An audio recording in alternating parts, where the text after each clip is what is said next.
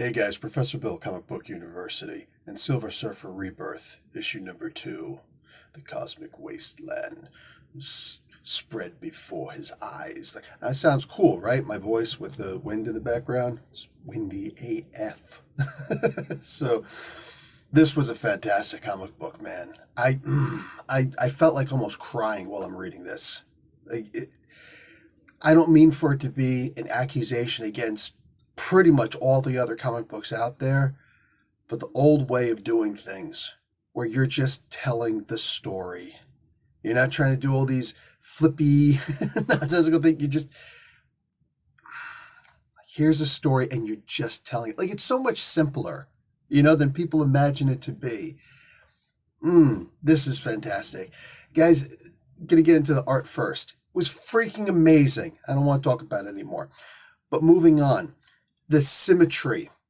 Oh, God, guys, the symmetry of how this stuff worked. Oh, shoot, I should tell you who made this comic book. The two Rons, for the most part.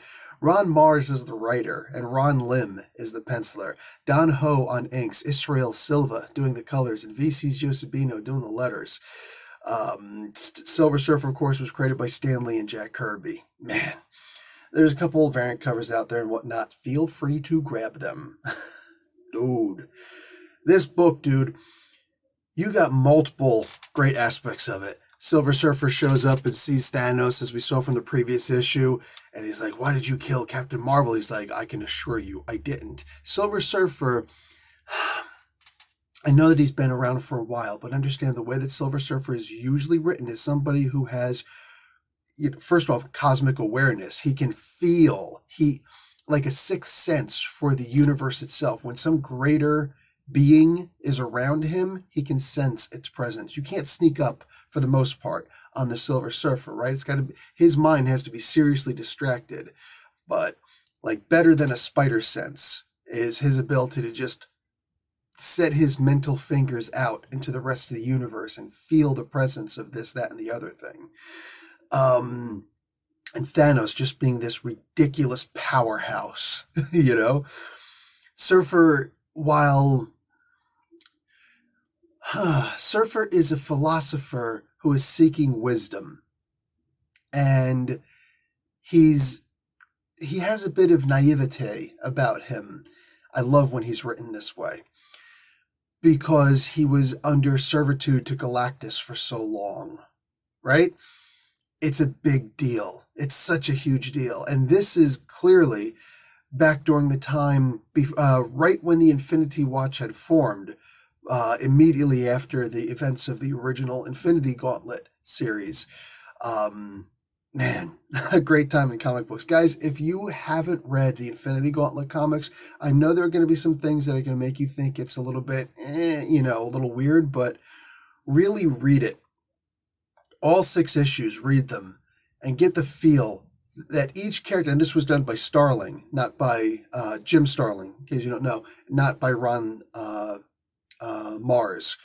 And for 2 of the issues and the backup, the art was done by Ron Lim, but most of the art was done by George Perez. God save him. Screw the Queen, but God save George Perez. Man, this story was just amazing. And we get to see one of the most amazing parts of it all, when the tyrant of the universe, I know he's, what do you call it?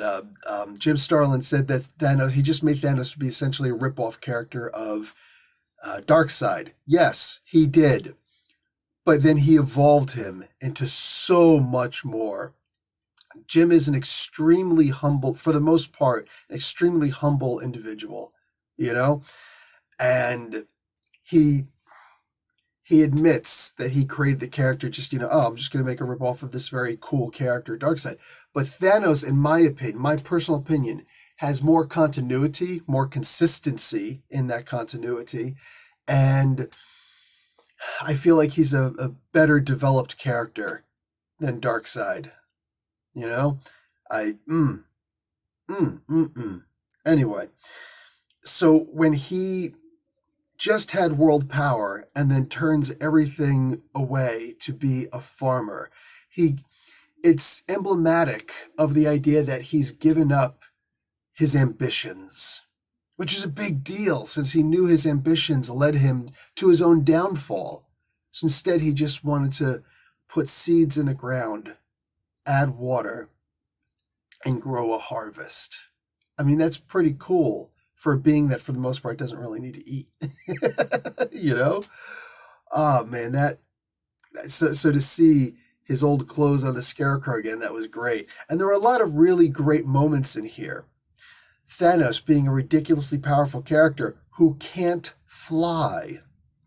So when he says to the Silver Surfer, you have your method of travel, meaning his surfboard, I have mine.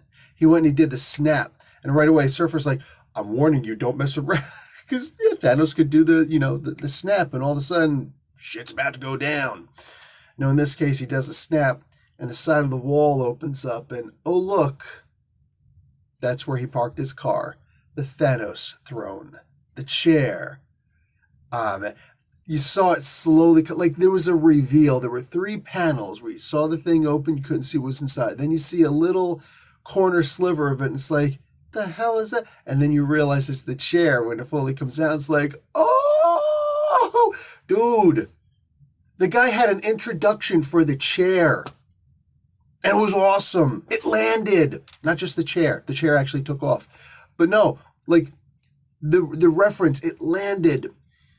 I'm looking at this like, oh, here we go. And then just see them both flying together. Granted, the art of Thanos sitting on the chair could have been cooler, but I guess in my mind I'm still thinking Thanos on the chair is just some, go look at my Thanos Explained in a minute. It opens up with Thanos on the chair moving. I've got a little graphic with it where I'm making it move forward, and I get this, hard bass music in the background. That's what I always imagine whenever I think of Thanos on the chair. But here he's supposed to be much cooler, right? This is when Adam Warlock gave him the Infinity Gem. We just see, look, this is the quote-unquote exposition portion of the comic book. That's all this really is. It's just explaining what's happened and what's about to happen and where everything's going and whatnot. And exposition is boring in comics, right? Yeah, read this comic and see how exposition can actually work. Because this isn't just an info dump, right? It's not written in that regard. It's not even written as exposition. This is where we get all the information. But the way that it's given, it's not just handed to us. Silver Surfer's working back and forth. And it's not, when I think of some writers, I don't mean to be disrespectful, that's why I'm not going to say any names.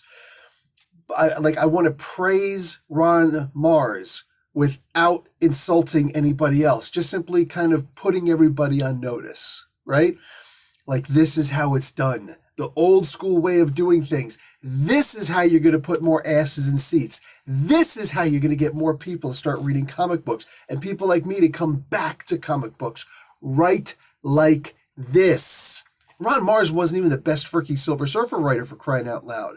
No disrespect. But the man had it. The man had it. And he's a good guy in his heart. He's a good guy. So that's, that's also a good thing. Anyway,